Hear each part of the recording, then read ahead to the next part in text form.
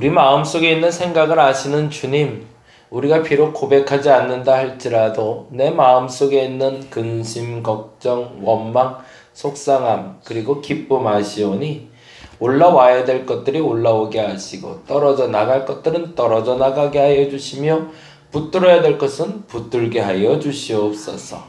독이 되는 것을 품고 살지 말게 하시고 몸을 보호할 수 있는 것을 품고 살 수 있도록 하여 주옵소서. 언제나 감사하게 하여 주옵소서. 감사할 수 있어서 감사하는 건 누구나 할 수 있지만 그럼에도 불구하고 감사할 수 있는 것이 진짜 신앙인 줄 믿사오니 하나님 우리 삶 속에 진정한 감사가 넘치게 하여 주시옵소서. 그 마음 우리에게 허락하여 주시고 그 진심을 주께서 아시오니 그 중심에 가득가득 주의 은혜로만 꽉꽉 채워 주시옵소서. 오늘 그 은혜 받기 원합니다. 그 은혜로 임하여 주시옵소서. 하나님께 특별한 헌금을 드린 이들이 있습니다. 주께서 이 헌금을 받아주시고 하나님 기뻐하여 주옵시고 하나님의 물건과 하나님의 성물이 무엇인지 하나님의 일이 무엇인지를 구별하여 그 일을 잘 감당하는 일꾼들 되게 하여 주시옵소서. 하나님 참 감사합니다. 우리의 삶 속에 주님의 역사를 오늘도 기대하며 고마우신 예수님 이름으로 기도드렸습니다. 아멘, 아멘. 오늘은 사도행전 9장에 있는 말씀 보는데요. 지난번 금요일날 못 본 본문이 있어서 10절부터 22절까지 볼까요? 9장 10절에서 22절까지. 9장 10절에서 22절까지 우리 같이 볼 거고요. 오건사님 계속 연습하고 계시죠? 감사합니다. 네. 네, 계속 연습하세요. 그냥 틈나는 대로 감사합니다. 감사합니다. 연습하세요.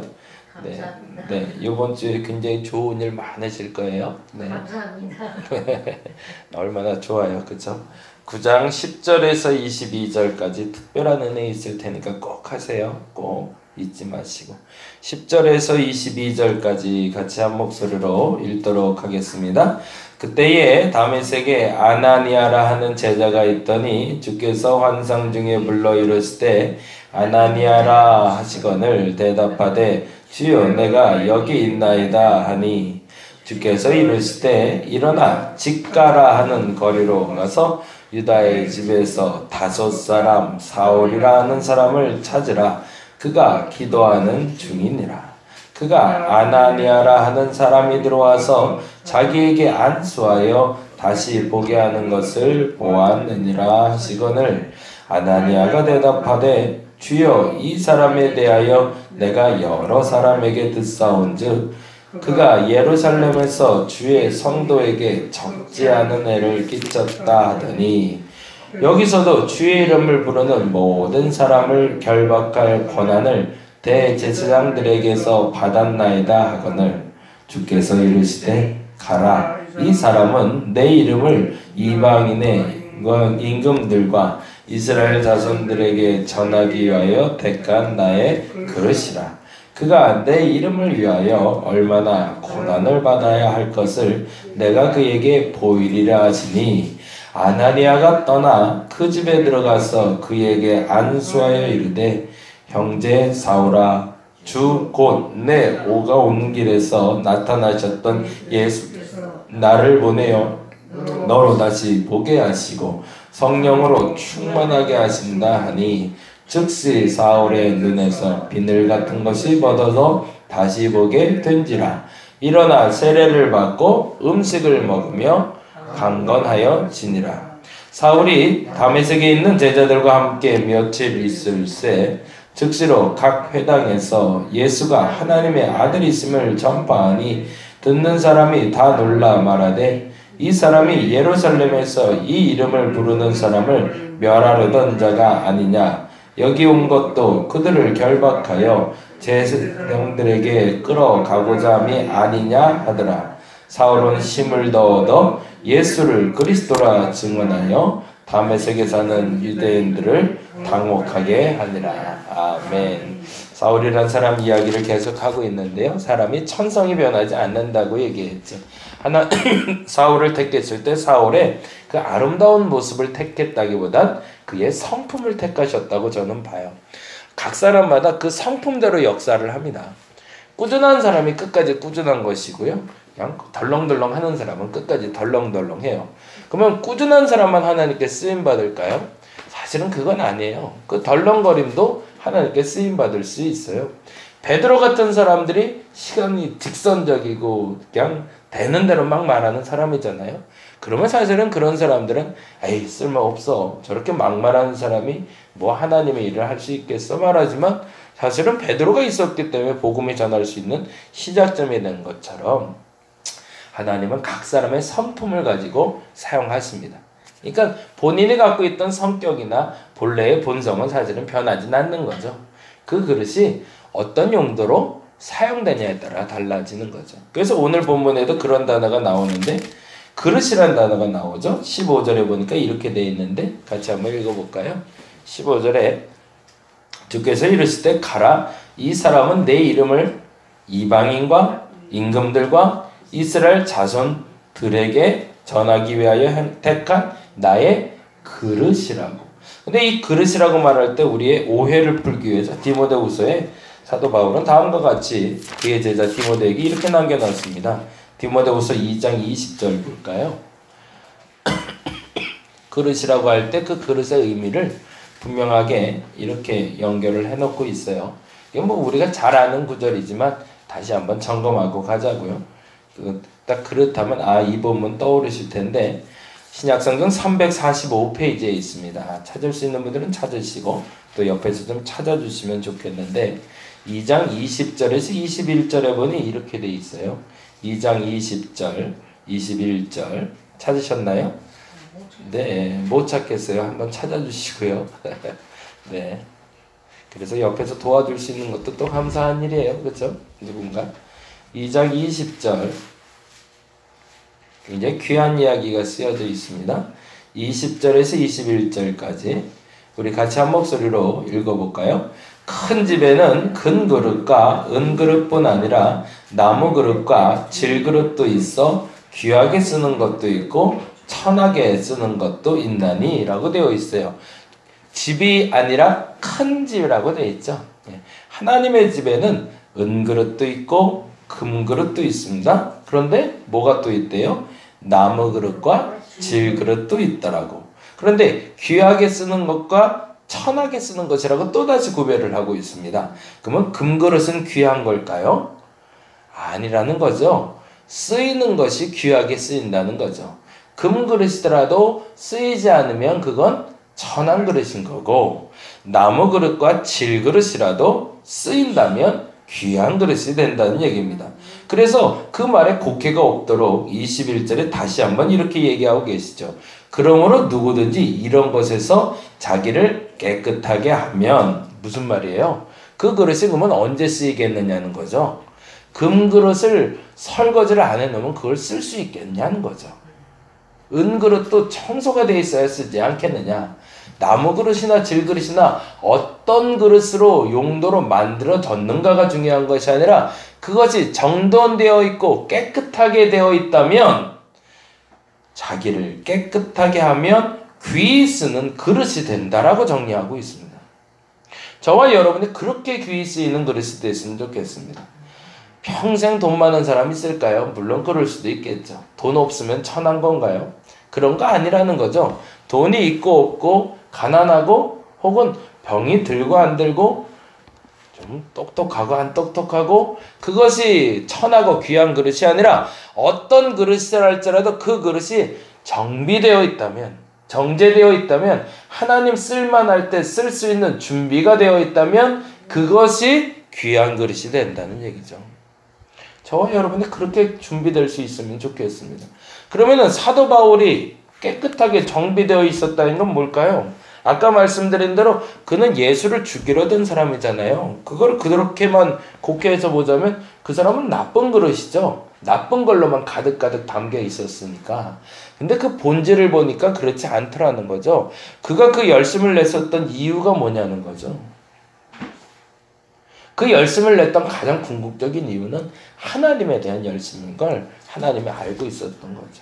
그냥 단지 유대인들 중에 예수 믿는 사람들이 미웠고 이방인 중에 하나님이라고 말하고 있는 그 이방인 예수 믿는 사람들이 미운 게 아니라 그들이 미웠던 이유가 하나님을 욕하고 있다라고 착각하고 있었기 때문에, 잘못 알고 있었기 때문에.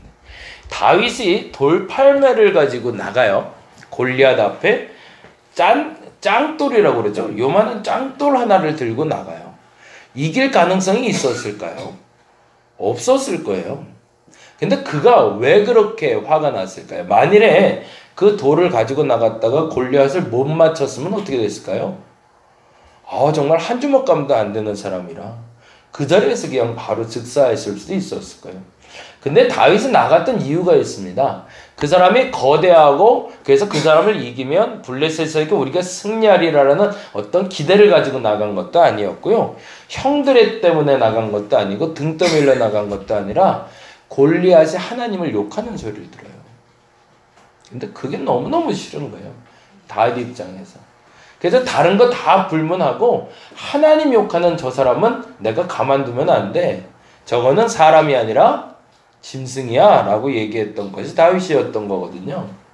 사울에겐 그게 있었던 겁니다. 사울의 열심은 사실은 내가 이렇게 해서 어떤 기득권을 누리고자 무슨 대우를 받고자 예우를 받고자 열심을 낸 것이 아니라 하나님에 대한 열심이 있었던 거죠.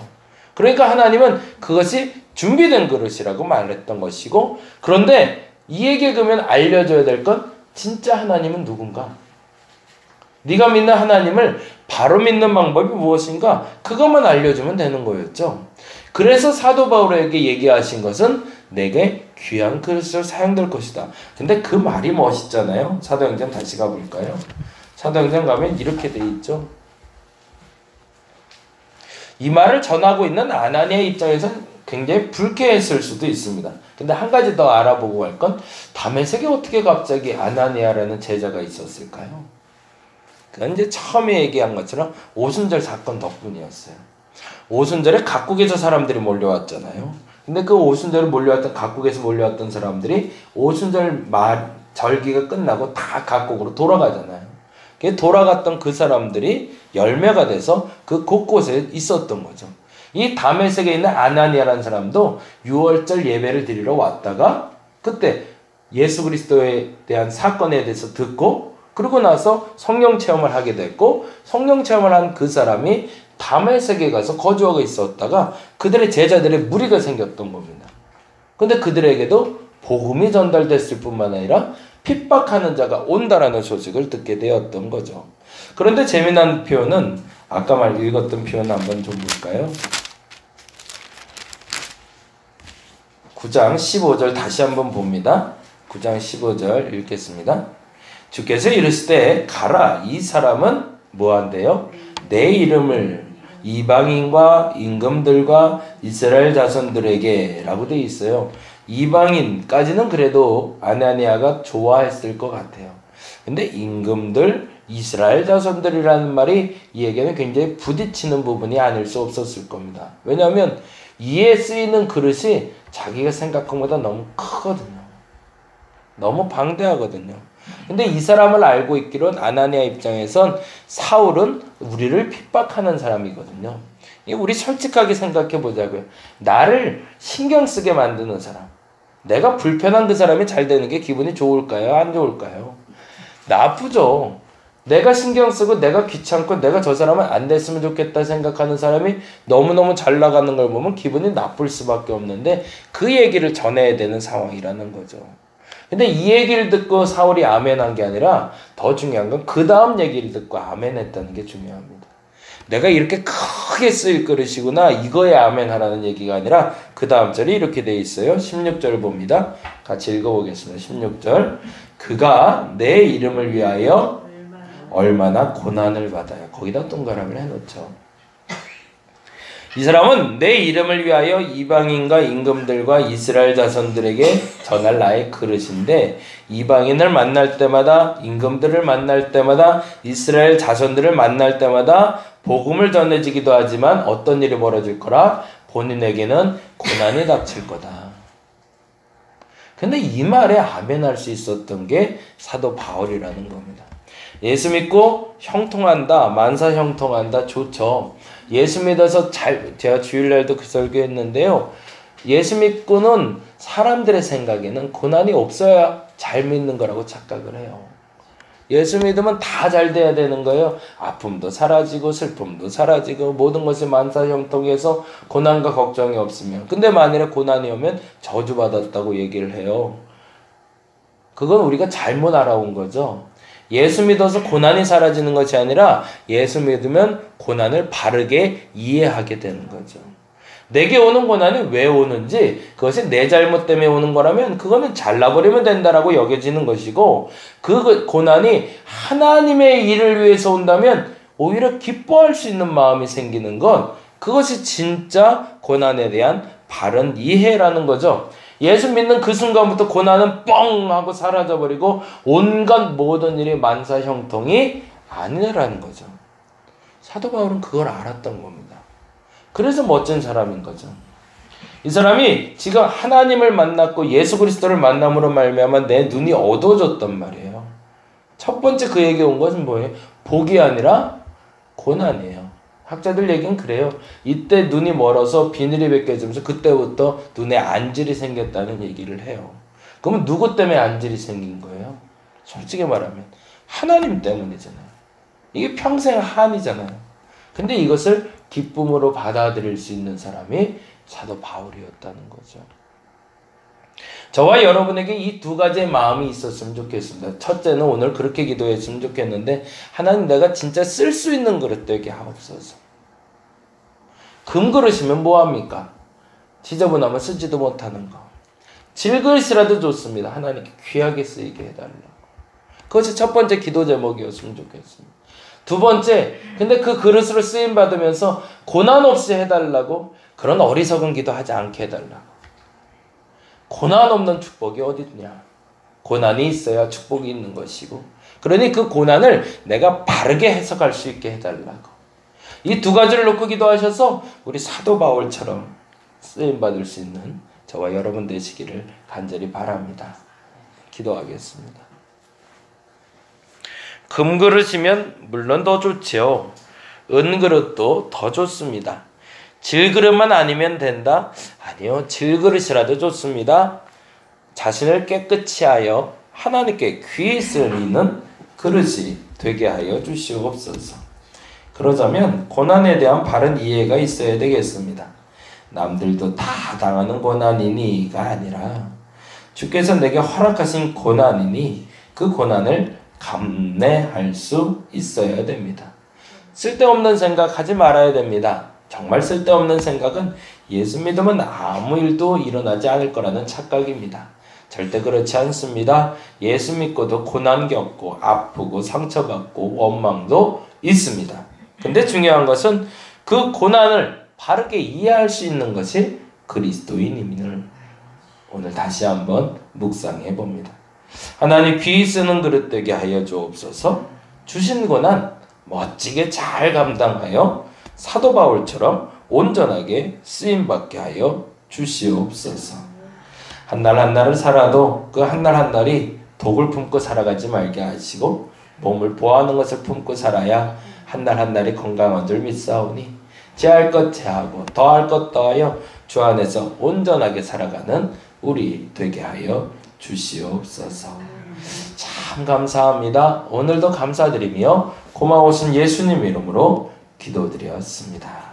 다 같이 기도하고 돌아가도록 하겠습니다.